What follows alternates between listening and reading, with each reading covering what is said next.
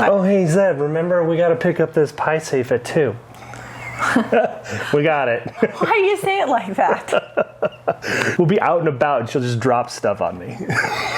We're just wondering, like, can we make this pie safe more awesome than it already is? Some pieces are beautiful because of their hand-carved, intricate nature. And some pieces are beautiful because they had a really great utilitarian, industrial type purpose. And this piece is a pie safe. Back in the day, you had to keep your pies safe while they were cooling. So they had to have holes in the side and a place that could be latched to keep your kids and critters out of them while they cooled.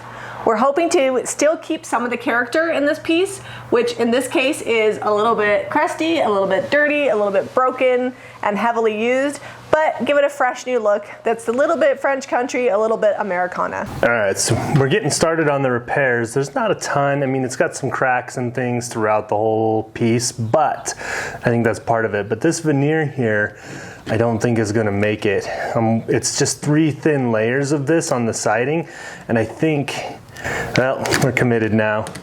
I think it's gonna have, oh yeah, the glue's all peely up underneath here.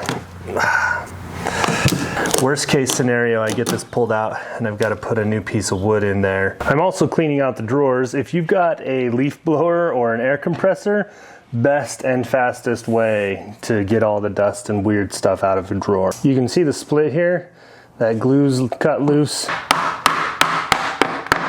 All right, this is just the soapy water on this rag. This thing has probably got 82 layers of furniture polish and oil on it. So this is gonna cut some of that grease. We're gonna be doing a two-tone finish. The inside is gonna be painted white. Then we'll be doing a chippy navy on the outside. Then we'll come back to the inside and do a stencil on the inside of these panels. The sides we won't be doing a stencil, but on the front we are. I don't want my stencil necessarily to be super chippy, so we're going with DIY paint because the coverage is great and I won't get as much chipping in this area as I will with the milk paint. I'm using DIY's White Swan and I'm coming in and I'm going to actually paint the whole inset because it's a lot easier when you're trying to two-tone to just do the outside and then keep the inside white, if that makes sense. So these are the air vent holes where the pies would have cooled, and I'm just gonna go ahead and paint them. We won't be stenciling them because they have enough going on. I may come in and poke them open with a toothpick later since my paint's filling those holes. So if you ever look at old pieces, they did not necessarily paint perfectly neat and they did not look sprayed on. So I'm trying to recreate that. And I know it sounds counterintuitive or like I'm just being lazy, but legit, I know how to do a sprayed neat finish. That is not what I'm going for here. This is gonna be homespun and folk art. Okay, so I've got warm water in here. This is just an immersion blender. I put 3 scoops, that's a 1/4 cup scoop. So 1 part milk paint powder to 1 part warm water. That should give you a nice consistency. I did not put Extra Bond in there. A lot of people ask what's Extra Bond. It's an additive that you can put in milk paint that will help it not chip as much and you get a little bit smoother finish sometimes with that. But this is what we're going for. We want it to chip and crackle and look like it's been on there for a lot of years.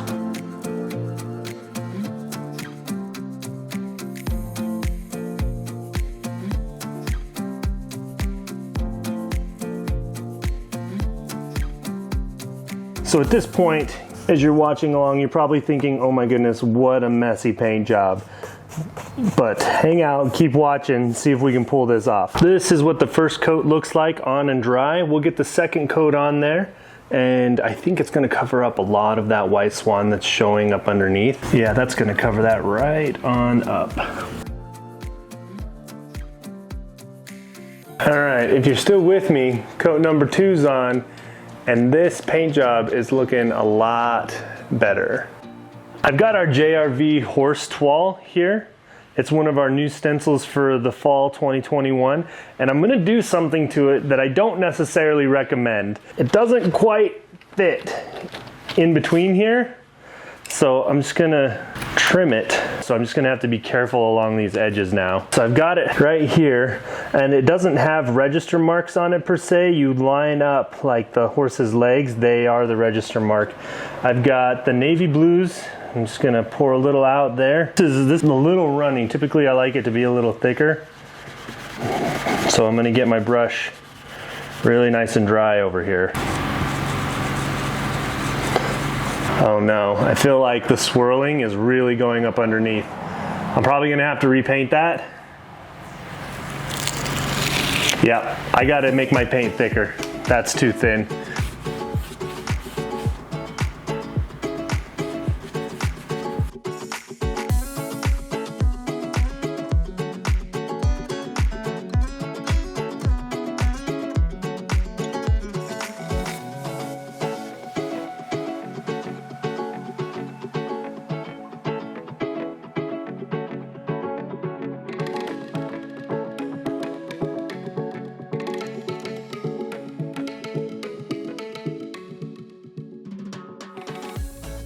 The register marks on this stencil are in little detail of the floral on the corners. They line up perfectly and continue on.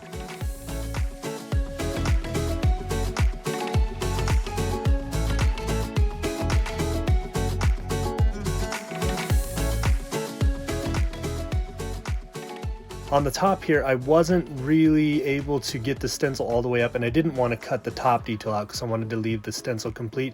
So I just pushed as much as I could, and we kind of left a little border of white around the stencil, and we'll feather that in with the sander to make it look like it's intentional. It is a beautiful rainy Monday, and we are super grateful for this rain in August out west here. We don't get a lot of rain in Utah in August. We don't get a monsoon like Arizona does. And so it's pretty rare and we are loving it. I'm gonna finish up this toile by laying this down. Make it easy to work on those bottom ones so I don't have to lay on the ground and try to angle my arm up.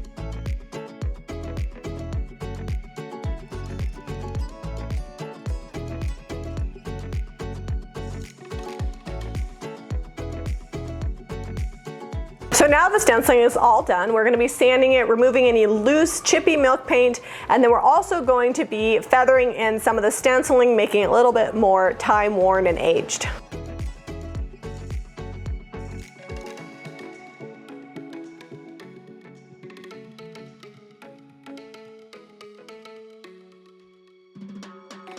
We're gonna just get rid of all of the extra dust from sanding with a lint-free cloth. An old sock will do. You just wanna make sure that it's dust-free so that way that top coat can really adhere well. I've got some Kills Clear loaded up into the hopper. It's rated for outdoor use.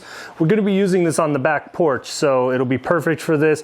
It doesn't yellow your piece because it's a water-based sealer. If you're spraying or brushing on top coats and you find that you're getting some yellowing or bleed through, you need to come back with a stain blocker. We like Salvation solution, and that will lock that stain, and then you can repaint, reseal, because that's probably being drawn up out of the wood and it's not an actual issue with the sealer discoloring it. It's something that was on the piece that came up through the paint when the sealer started drying and wicking the moisture out of the wood or the paint or whatever it is that you sealed.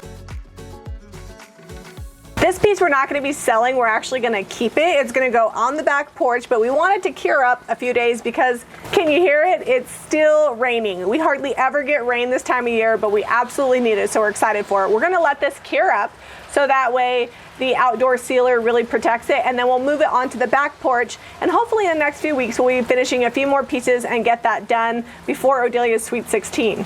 Something to remember when stenciling, I finally really started moving with the stencils once I had my brush wasn't caked up with the thick milk paint that had been sitting a long time. I mixed up a little bit of new milk paint, just the right consistency, and that worked really well.